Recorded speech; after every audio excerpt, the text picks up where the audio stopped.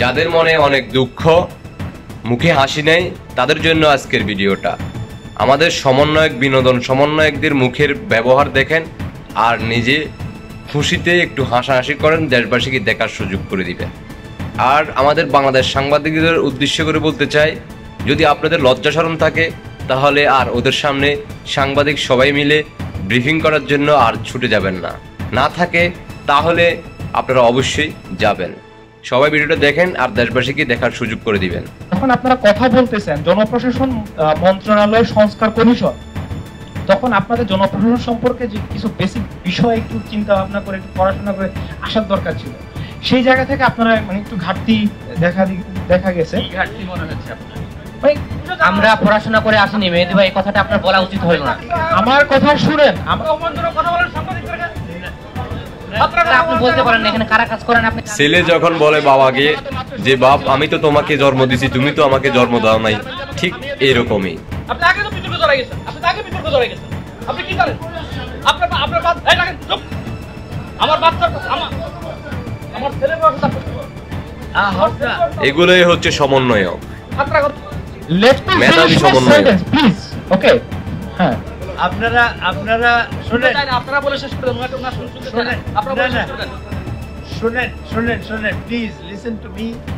সেটা হলো যে you are trying to accuse a person, a very young person who is still a student. হাসতে থাকুন আর দুঃখে কথা ভুলে যান, দেশবাসীকে দেখার সুযোগ করে দেন। সম্ভব না, কিন্তু সে জেল খেটেছে, জেল থেকে বের হয়ে আসছে এবং এই আন্দোলন করেছে। আন্দোলন তো আপনারা এখানে যারা, আমরা কেউ করি নাই। স্যার আপনি এই কথা এখানে বলতেই পারেন না। আপনি আমাদের মাইক বন্ধ করে দিয়েছেন, আপনি মতামত জানতে এসে আপনি মাইক বন্ধ করে দিয়েছেন, আপনি এটা পারেন না। আপনি তাকে সাপোর্ট করতেছেন, আমাদের কথা কেন সাপোর্ট করবেন না? আমরা আন্দোলন করি নাই।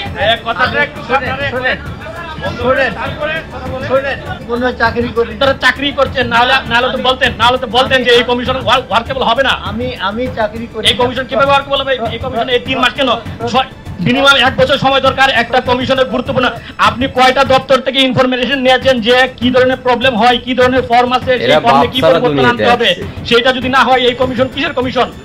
আপনি যখন কথা বলতে দিচ্ছেন, এখন আপনারা কথা বলতেছেন জনপ্রশাসন মন্ত্রণালয় সংস্কার কমিশন, তখন আপনাদের জনপ্রশাসন সম্পর্কে যে কিছু বেসিক বিষয় একটু চিন্তা ভাবনা করে একটু পড়াশোনা করে আসার দরকার ছিল।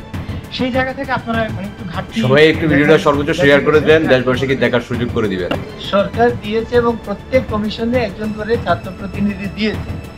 সেইটা আমরা যদি না শুনবার জন্য হতো, তাহলে আপনাদেরকে এই যে এতক্ষণ আপনার কথা বললাম, আপনারা যখন কোনো একটা ইস্যু রেজ করেন তখন তো সেটা বলতেই হবে। সেই জন্য আমরা কোনটা বলছেন সাংবাদিকদের আন্দোলন অবদানে তারা জেল কাটছে, আমরা মাঠে কি করছি সেটা গুগলে সার্চ দিয়ে দেখেন।